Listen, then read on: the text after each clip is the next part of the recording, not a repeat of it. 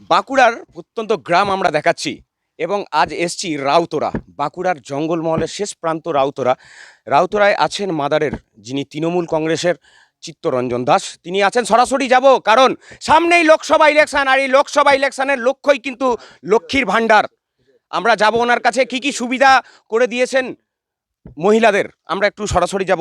চিত্তরঞ্জন বাবু, আপনাকে প্রথমেই ডেলি নিউজে আপনাকে স্বাগত জানাই। নমস্কার। দাদা, কি কি সুবিধা হয়েছে এখনো বলে মনে হচ্ছে এই গ্রামে? এই গ্রামে মোটামুটি রাস্তাঘাট আগে কিছুই থাকেনি বামফ্রন্ট আমলে। রাস্তাঘাটের অবস্থা খুব ভালো হয়েছে। মেয়েরা লক্ষ্মীর ভাণ্ডার পাচ্ছে, কন্যাশ্রী পাচ্ছে, সবুজ সাথী সাইকেল নিয়ে চলছে, স্বাস্থ্যসাথী পেয়েছে। 100 দিনের যে কাজের টাকা মমতা বন্দ্যোপাধ্যায় দিয়েছে, হ্যাঁ, মানুষ কি পেয়েছে? হ্যাঁ পেয়েছে। আপনারা এখানে অনেক মহিলা আছে, আপনারা জিজ্ঞেস করতে পারেন যে পেয়েছে কি পায়নি। এ তো বিজেপির একটা চক্রান্ত, 100 দিনের টাকাকে বন্ধ করার উদ্দেশ্যে বাংলাকে ভাতে মারার একটা চক্রান্ত চলছে। এটা তো আপনারা নিশ্চয়ই সবাই বুঝতে পারছেন। গ্রাম বাংলাকে একদম শেষ করে দিয়েছে। এইভাবে চলতে থাকলে গ্রাম বাংলার অবস্থা কিন্তু মানে মোটেও ভালো ডেভেলপমূলক কাজ হবে না। অ্যাকচুয়ালি দিদির ডেভেলপমূলক কাজটাই আজকে গ্রাম বাংলা বেঁচে আছে। অরূপবাবু দাঁড়িয়েছেন, হ্যাঁ। কি মনে হচ্ছে এইবারের লোকসভা ইলেকশনে কি অরূপবাবুর হাত হ্যাঁ। শক্ত করার জন্য আপনারা এগিয়ে থাকবেন? আমরা সবসময় 100% অরূপবাবুর হাতকে শক্ত করার জন্য আমরা এগিয়ে আছি।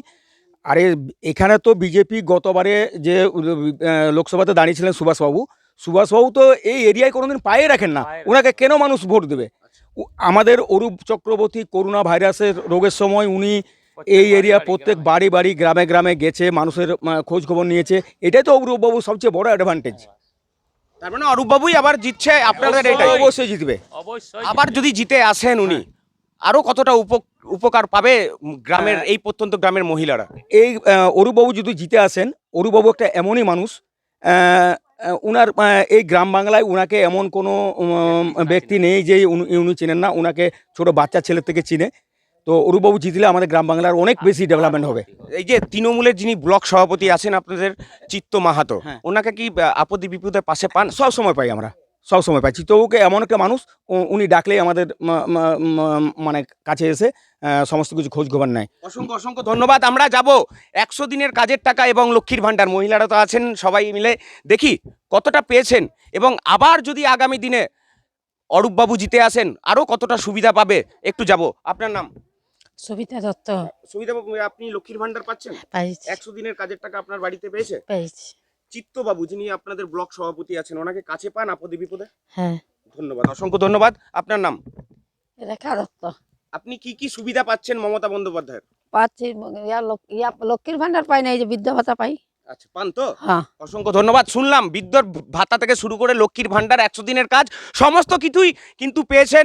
আমরাও দেখাচ্ছি, আপনারাও দেখবো। সামনেই লোকসভা, তীব্র প্রচণ্ড গরমেও কিন্তু এনারা দৌড়ে বেড়াচ্ছেন অরূপবাবুর হাত শক্ত করার জন্য।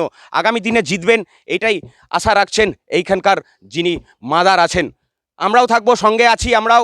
ডেলি নিউজের পর্দায় দেখতে থাকুন। ততক্ষণে ক্যামেরায় মদনের সঙ্গে সুপ্রিয় পরামানিকের রিপোর্ট, ডেলি নিউজ বাঁকুড়া।